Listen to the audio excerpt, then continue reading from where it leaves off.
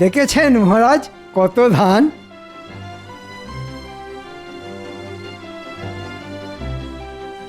আহা, দেখলেও যেন চোখ জুড়িয়ে যায়। ঠিক বলেছেন মহারাজ, এবারের মতো ফসল মনে হয় আগে কখনো হয়নি। সবই মা ভবানীর কৃপা।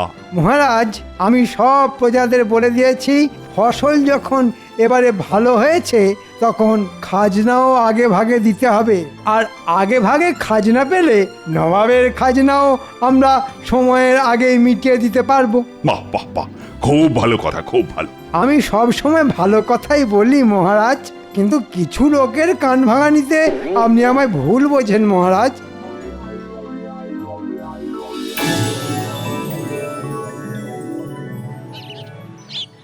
আচ্ছা গোপাল, বলো তো এটা কি ফুলের গাছ?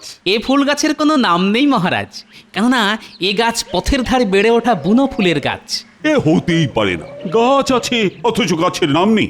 আসলে তুমি জানো না তাই বলছো। আজ তাহলে একটা কথা বলি, গোপাল অনেক কিছুই জানে না মহারাজ, কিন্তু এমন একটা ভাব করে যেন কতই না জানে। যতদূর মনে হচ্ছে এটা হচ্ছে গোকুল ফুলের গাছ। গোকুল ফুল? মহারাজ, গোকুল নামে পিঠে হয় শুনেছি, কিন্তু গোকুল ফুল না না, এটা আমার জানার মধ্যে পড়ে না মহারাজ। জানবে কি করে? তুমি তো আসলে ঘেঁচু জানো। আমি ঘেঁচু জানলে আপনিও মানকচু জানেন। কি এত বড় কথা, আমি মানকচু জানি? দেখেছেন মহারাজ, গোপালের আস্পর্ধাটা একবার দেখেছেন? আপনাকে মান কচু বলে অপমান করলো। এই গোপাল, তুমি তুমি আমার সামনে থেকে দূর হয়ে যাও তো। তোমার মুখ আর দেখতে চাই না আমি। তার মানে চাকরি থেকে তাড়িয়ে দিচ্ছেন? সে তুমি যা মনে করো তাই চাও। একটু ভোরকে দিয়ে যাচাই করে দেখি। ঠিক আছে, চলে যাচ্ছি। জানেন তো, বর্ধমান রাজা কিন্তু আমাকে নেবার জন্য হাত ধুয়ে বসে আছে। তাহলে যাই, বর্ধমানেই চলে যাই। হ্যাঁ হ্যাঁ, যাও যাও। কি ভাবছো তোমাকে ছাড়া কৃষ্ণনগর অন্ধকার? গোপাল সত্যি সত্যি বর্তমানে চলে গেলে তো খুব মুশকিল। মন্ত্রী, আমায় কথা বলতে দাও। শোনো গোপাল, চাকরি থেকে তাড়িয়ে দেবার কথা আসছে না, তবে মুখ দেখবো না যখন বলেছি, তখন কাল থেকে আগামী 3 মাস তোমার মুখ আমি দেখবো না। এই 3 মাস তুমি ঘরে বসেই মাইনে পাবে। বাবা, ঘরে বসেই মাইনে? তবে হ্যাঁ, ভালো ফসল হওয়ার জন্য আমি যে সকলকে মাইনে বাড়িয়ে দেবার কথা বলেছিলাম, তুমি কিন্তু সেটা পাবে না। শুনলে তো গোপাল, এবছর তোমার মাইনে আর বাড়বে না। এই হলো বাচালতার শাস্তি, বুঝলে? বাংলায় একটা কথা আছে জানেন তো, মানুষে দিলে কুলোয় না, আর ওপরওয়ালা দিলে ফুরোয় না। মহারাজ যতই দিন না কেন, তাতে আমাদের কারোরই ভালোভাবে চলে না। হ্যাঁ, কিন্তু ওপরওয়ালা দিলে সারা জীবন ফুরোবে না। আমি তাহলে চলি মহারাজ। হ্যাঁ হ্যাঁ, যাও, তুমি এখন আসতে পারো।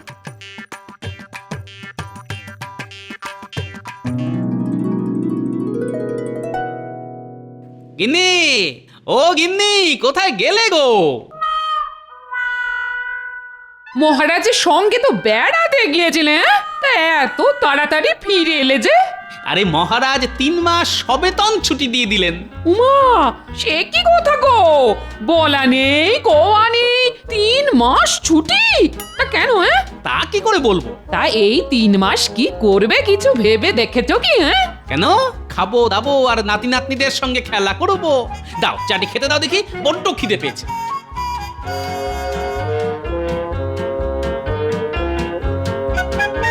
মহারাজ শুধু মধু ছুটি দিয়ে দিলেন, নিশ্চয়ই এর মধ্যে কোনো রহস্য আছে। কি জানি বাবা, এতদিন ঘর করেও মানুষটাকে ঠিক বুঝে উঠতে পারলাম না। ধুর।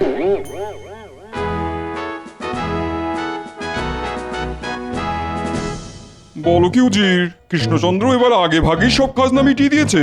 তাহলে আর বলছি কি জাহাপানা, শুনলাম এবছর কৃষ্ণনগরে আশাতিরিক্ত ফসল ফলেছে, আর তাতেই কৃষ্ণচন্দ্রের এত লাফালাফি। সে তুমি যাই বলো না কেন, আমার অধীনস্থ সব রাজাদের মধ্যে ওই তো সর্বপ্রথম খাজনা পাঠালো। হ্যাঁ, তা পাঠালো, কিন্তু সেটা তো নিয়ম মাফিক। কিন্তু ভেবে দেখুন জাহাপানা, কৃষ্ণচন্দ্র কিন্তু একবারের জন্যও আপনাকে জানালো না যে তার রাজ্যের অতিরিক্ত ফসল ফলার কথা। বলুন বলুন, এটা কি অন্যায় নয় বলুন? হ্যাঁ হ্যাঁ হ্যাঁ হ্যাঁ, এটা খুব অন্যায়। আচ্ছা উজির, এই অন্যায়ের জন্য ওকে কি শাস্তি দেওয়া যায় বলো তো? আইন মাফিক তেমন তো কোনো শাস্তি দেওয়া যায় না হুজুর। তাহলে? তবে ওকে মোক্ষম রকম প্যাঁচে ফেলে, মানে ঘুরিয়ে উত্তম রকমের শাস্তি দেওয়া যায়। তাহলে আর দেরি করছো কেন? মাথা খেলিয়ে এক্ষুনি একটা মোক্ষম রকমের প্যাঁচ বের করে ফেলো। আমাকে তাহলে একটা দিন সময় দিন জাহাপানা, কালকেই এমন একটা প্যাঁচের কথা বলবো না, হাজার চেষ্টা করেও কৃষ্ণচন্দ্র সেই প্যাঁচ কেটে বেরোতে পারবে না। কৃষ্ণচন্দ্রকে নিয়ে আমার সমস্যা নেই, কিন্তু ভয় তো গোপালকে নিয়ে। ও যদি প্যাঁচ কেটে দেয়? এবার আর সেটি হবে না, দেখবেন গোপালও কেমন দাঁত ছড়কুটে পড়বে। বাবা বাবা বাবা বাবা বাবা, বহুত খুব বহুত খুব বহুত খুব। তাহলে যত তাড়াতাড়ি পারো প্যাঁচ মারো, প্যাঁচ, বুঝলে?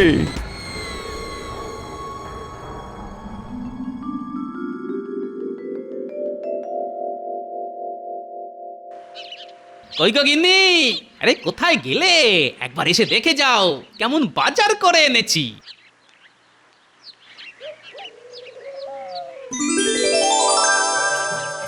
মা গো মা, কোথায় যাবো গো? ইপটে বুড়ো আজ হাত খুলে কত বাজার করে এনেছে গো। এই দেখো দেখো দেখো, থলি ভর্তি আনাজপাতি আর পাক্কা 100 ওজনের একটা ইলিশ। জমিয়ে রাখো তো, আজ নাতি নাতনিদের নিয়ে একেবারে জমিয়ে খাবো। আমরা তাহলে এখন কি খেলবো দাদু? ডাঙ্গুলি না কুমির ডাঙ্গা? ডাঙ্গুলি না কুমির ডাঙ্গা। ডাঙ্গুলি না না ডাঙ্গুলি ডাঙ্গুলি কুমির ডাঙ্গা বলছি না, ডাঙ্গুলি। আহা, আস্তে আস্তে, ওরে বাবা, আর চেঁচিয়ে কানের পোকা বের করে দিস না তো। দুটো খেলাই হবে, প্রথমে কুমির ডাঙ্গা, পরে ডাঙ্গুলি। বাহ বাহ, দারুন দারুন, কি মজা। কে বয়া কে বয়া কে বয়া? কাল বললো একটা দিন সময় দিন, তার মানে আজই তো সেই দিন। কিন্তু এত বেলা হয়ে গেল, উজিরের তো পাত্তা নেই। এসে গেছি জাহাপানা, এসে গেছি। সে তো দেখতেই পাচ্ছি। তা ওই প্যাঁচের কি হলো, প্যাঁচ? জাহাপানা বলছি আসলে কি হয়েছিল জানেন?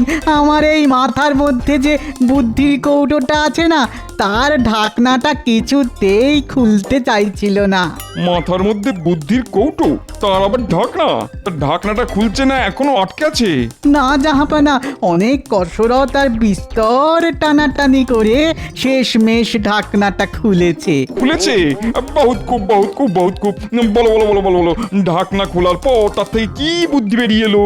ঢাকনা খুলতেই তার থেকে হু হু করে বেরিয়ে এলো শুধু প্যাঁচ আর প্যাঁচ, প্যাঁচ আর প্যাঁচ, আর সেই প্যাঁচের পর প্যাঁচ গেঁথে এমন একটা প্যাঁচের মালা গেঁথে এনেছি না, যা ওই কৃষ্ণচন্দ্রের গলায় ফাঁসের মতো জড়িয়ে ধরবে। শুধু কথার জাল বুনো না উজির, প্যাঁচের কথা বলো। হ্যাঁ, এইটা বলছি।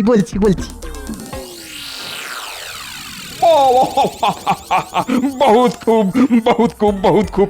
সত্যি উজির, তোমার পেটে পেটে তুড়ি তুড়ি তুড়ি, মাথার মধ্যে এত পেঁচ। তবে আমি হলপ করে বলতে পারি, কৃষ্ণচন্দ্র তো কোন ছাড় খোদ গোপাল অব্দি এই প্যাঁচ কেটে বেরোতে পারবে না। তাহলে নিয়ে এসো কাগজ কলম, এক্ষুনি আমার নামে পত্র লিখে কৃষ্ণনগরে পাঠাও। উড়িয়ে দাও কৃষ্ণচন্দ্রের চোখের ঘুম।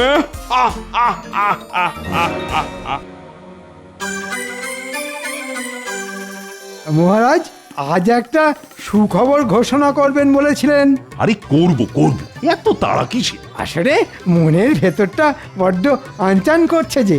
বাবা, একেবারে আনচান করছি। হ্যাঁ মহারাজ, সুখবরটা শোনার উত্তেজনায় বুকের ভেতরটা কেমন ধরপড় করতে শুরু করে দিয়েছে। থাক, এতই যখন ধরফর করছে তখন বলেই ফেলি, কি বলো? হ্যাঁ মহারাজ, বলুন। ভালো ফসল হওয়ার জন্য আমি সকলকে মাইনে বাড়িয়ে দেবার কথা বলেছিলাম, কি মনে আছে তো? আছে মহারাজ, মনে সেই কথা, এই হৃদয়ে আছে সেটা গাঁথা।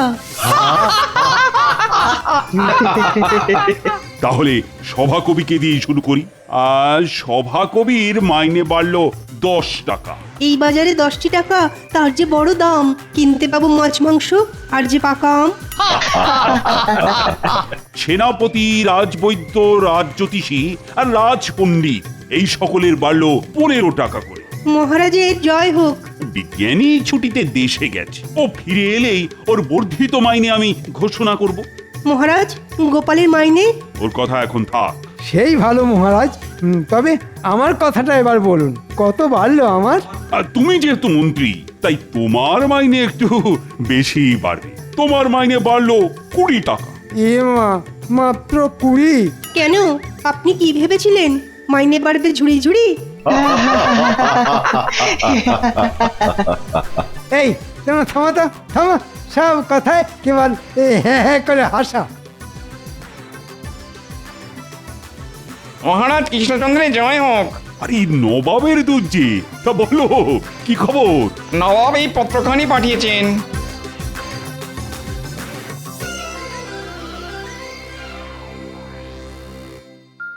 হঠাৎ করে চিঠি? কিসের চিঠি রে বাবা?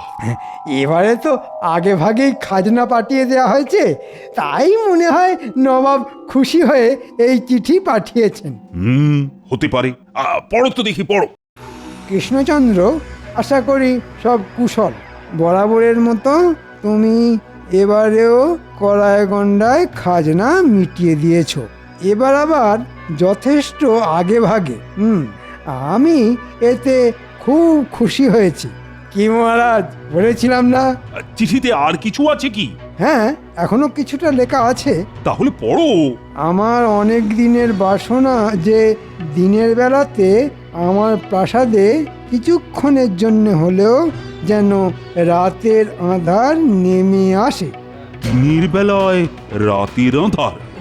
কি অদ্ভুত বাসনা রে বাবা। তুমি যদি খুবই স্বল্প ব্যয়ে আমার প্রাসাদে দিনে রাতের অন্ধকার নামিয়ে আনতে পারো, তাহলে অনেক ইনাম পাবে তুমি। আর না পারলে 5,000 মোহর জরিমানা হবে, আর সেই সাথে 500 বিঘা জমিও কেড়ে নেওয়া হবে, আর সেই সাথে 5 সপ্তাহের জন্য কারাবাস। হ্যাঁ, বলে কি? দিনের বেলা রাতের অন্ধকার নামিয়ে না আনতে পারলে এইরকম শাস্তি? চিন্তা করবেন না মহারাজ, চিন্তা করবেন না, ও কিছু একটা হয়ে যাবে। কিছু হয়ে যাবে মানে? বলি, লেখাগুলোর মানে কি তুমি বুঝতে পেরেছো? এই দিনের বেলা রাতের অন্ধকার নামিয়ে আনতে হবে। হ্যাঁ, তা তো হবেই। তা কি করে হবে? খুব সোজা ব্যাপার মহারাজ। প্যান্ডেলওয়ালাকে ডেকে নবাবের সমস্ত প্রাসাদের ওপর প্যান্ডেল বেঁধে দেব। ব্যাস, তাহলেই আলো ঢুকতে না পেরে দিনের বেলাতেই রাতের অন্ধকার। হ্যাঁ,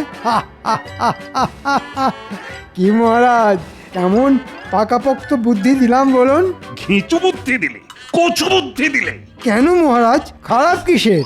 বলি, নবাবের প্রাসাদের আয়তন আর উচ্চতা ভেবে দেখেছো? বিশাল ওই প্রাসাদকে প্যান্ডেল দিয়ে ঢাকতে গেলে ভিটে মাটি না চাঁটি হয়ে যাবে। আমার মাথায় একটা বুদ্ধি এসেছে। তাই না? তা বলো শুনি। জঙ্গল থেকে ওই বড় বড় বট ও অশ্বত্থ ইত্যাদি গাছ নিয়ে গিয়ে ওই নবাবের প্রাসাদের চারপাশে বসিয়ে দেবো। ব্যাস, আলো ঢুকতে না পেরে দিনের বেলাতেও রাতের অন্ধকার নেমে আসবে প্রাসাদে। তোমার মুন্ডু আসবে। কেন মহারাজ? গাছ দিয়ে প্রাসাদের ধারগুলো না হয় ঢাকলে, কিন্তু প্রাসাদের মাথাটা ঢাকবে কি করে? তা মাথা দিয়ে আলো ঢুকবে না? হ্যাঁ, ওই মাথার কথা তো খেয়াল ছিল না। ঠিকই তো। বিপদের সময় তো কোনো কিছুরই খেয়াল থাকে না তোমাদের। অপদার্থের দল সব। যাও যাও, সকলে বাড়ি যাও তো, আজকের মতো রাজসভা বন্ধ। ও হ্যাঁ, যতদিন না নবাবের এই ঝামেলার ফয়সালা হচ্ছে, ততদিন কিন্তু কারো মাইনে আর বাড়ছে না। যা হয়ে গেল।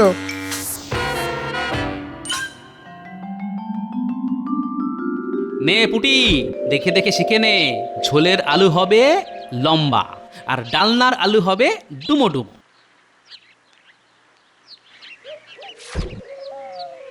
উমা, এ কি করছো? তুমি আবার আনাজ কাটতে বসেছো কেন? তাতে কি হয়েছে গিন্নি, বাড়িতে বেকার বসে আছি। নাও নাও নাও, এই ওঠো ওঠো, আমি যখন এসে গেছি তখন আমায় দাও। তাহলে কিছু খেতে দাও। আলু কাটতে কাটতে বুঝলে বড্ড খিদে পেয়ে গেছে। ও, আবার খিদে? দাঁড়াও দাঁড়াও, দিচ্ছি। বলছেন কি নবাবের এ কিরকম অদ্ভুত বায়না?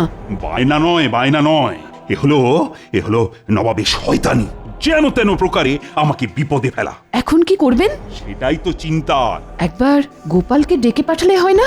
গোপাল? না রানী, তা হয় না। আমি 3 মাস ওর মুখ দেখবো না বলে দিয়েছি। কিন্তু গোপাল ছাড়া এ বিপদে আর বাঁচাবে কে? ঠিক আছে, ব্যাপারটা আমার উপর ছেড়ে দিন। জানি না কিভাবে এই বিপদ থেকে পরিত্রাণ পাবো। উফ, কেন যে গোপালের মুখ দেখবো না বলে ফোন করে বসলাম। উফ।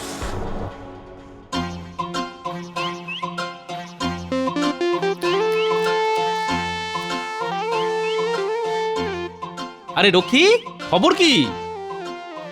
তোমাকে একবার রাজবাড়ি যেতে হবে। ও, মহারাজ ডেকেছেন বুঝি? মহারাজ নয়, রানীমা বললেন খুব দরকার। হঠাৎ করে রানীমা ডেকে পাঠালেন কেন? ঠিক আছে, তুমি যাও, আমি মুড়িটা খেয়েই আসছি।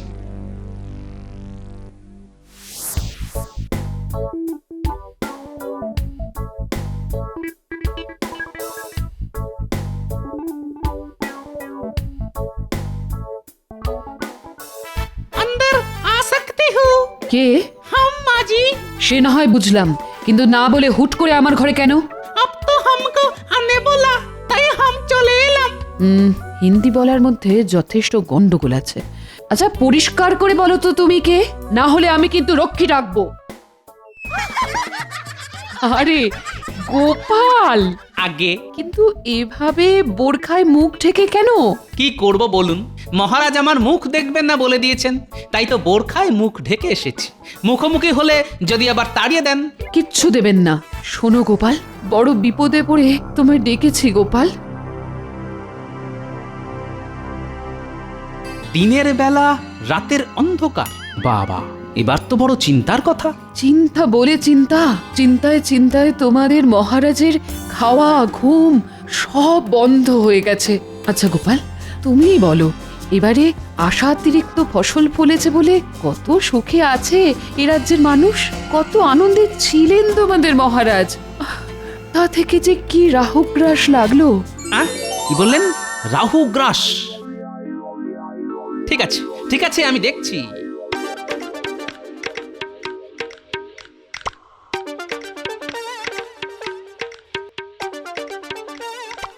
রাজ্যতীষী বাড়ি আছেন নাকি? আরে গোপাল যে, এসো এসো এসো এসো, ভেতরে এসো, ভেতরে এসো।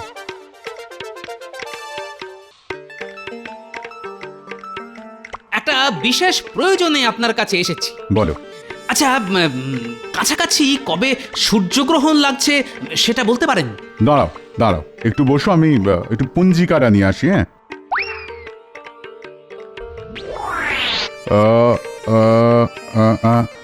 আরে সামনেই তো।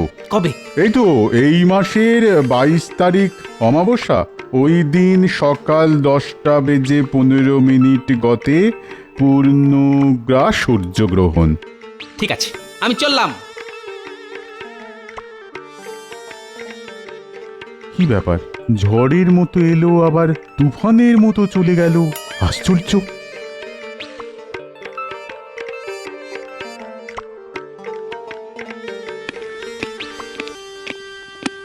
গোপাল, আমি আমার কথা ফিরিয়ে নিচ্ছি। তোমার কাছে আমি ক্ষমা প্রার্থী। আমাকে বিপদের হাত থেকে রক্ষা করো গোপাল। রানীমা পেয়ে গেছি। পেয়ে গেছো? হ্যাঁ, শুনছেন মহারাজ, গোপাল উপায় পেয়ে গেছে। কি উপায় পেয়েছো শুনি গোপাল? এখন কিছু বলবো না, ভেলকি যা দেখাবো তা একেবারে নবাবের প্রাসাদে গিয়ে। আপনি শুধু নবাবকে জানিয়ে দিন এই মাসের 22 তারিখ আমরা মুর্শিদাবাদ যাচ্ছি।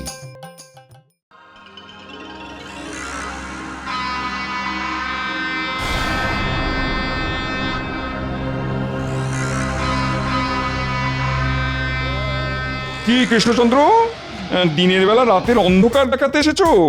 তা সাজ সরঞ্জাম কোথায়? আছে হুজুর, সব ব্যবস্থা আছে, সময় এলেই দেখতে পাবেন।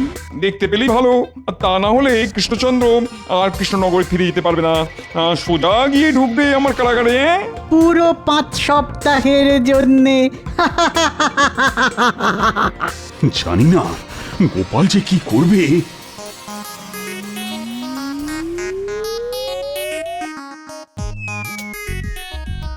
আরে ঘরের ভেতরে সব অন্ধকার হতে শুরু করে দিল যে। হ্যাঁ তাই তো। আর একটু অপেক্ষা করুন হুজুর, দেখবেন আপনার বাসনা মতো দিনের বেলাতেও রাতের আধার নেমে আসবে আপনার প্রাসাদে। এ কি এই সারা ঘর তো অন্ধকার হয়ে গেল গোপাল, এটা তুমি কি করে করলে? আমি কিছুই করিনি, যা করেছে রাহু, কারণ বাইরে যে পূর্ণগ্রাস সূর্যগ্রহণ শুরু হয়ে গেছে। পূর্ণগ্রাস সূর্যগ্রহণ? কই দেখি।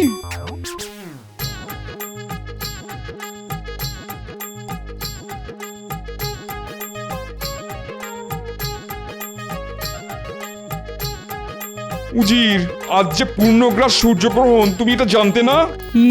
মানে সূর্যগ্রহণের ব্যাপারটা তো ঠিক মাথায় ছিল না। কি জাহাপনা, আপনার বাসনা পূর্ণ করে দিলাম তো। না, তুমি কি করে পূর্ণ করলে? সূর্যগ্রহণ তো একটা স্বাভাবিক ব্যাপার। মানছি আপনার কথা, কিন্তু আপনার অস্বাভাবিক বাসনাকে চরিতার্থ করতে প্রকৃতির স্বাভাবিক ব্যাপারটাই যথেষ্ট নয় কি? তার উপর স্বল্প ব্যয়ে শুধু না, একেবারে বিনামূল্যে। তোমাদের বোকা বানাতে চেয়েছিলাম, কিন্তু গোপাল তুমি তো দেখছি আমাকে পুরোপুরি বেকুব বানিয়ে দিলে। উজির, আজ্ঞা করুন জাহাপানা। দুটো কাজ করতে হবে তোমায়। প্রথমত কৃষ্ণচন্দ্রের জন্য ইনাম নিয়ে এসো, 5,000 মোহর আর 500 বিঘা জমির দলিল। আর দ্বিতীয় কাজ? এরপর দূর হয়ে যাবে আমার চোখের সামনে থেকে। বারবার তোমার বুদ্ধিতে চলে গোপালের কাছে আমি পদে পদে হেরেছি। কি দাঁড়িয়ে আছো কেন? যাও। কৃষ্ণচন্দ্র, গোপালকে আমায় দিয়ে দাও। ওর মতন বিচক্ষণ বুদ্ধিমান যদি আমি পেতাম। সেটা কি করে সম্ভব জামাপনা? গোপাল যে আমার প্রাণ, প্রাণ চলে গেলে আমি বাঁচবো কি করে? ওর মাইনে বাড়বে না বলেছিলাম, এখন তো দেখছি মাইনেটা দ্বিগুণ করে দিতে হবে। যাক, কথাটা শুনো কান জুড়লো। শুধু মন্ত্রী মশাই যদি শুনতে পেত। বেড়ে বলেছো গোপাল, হ্যাঁ?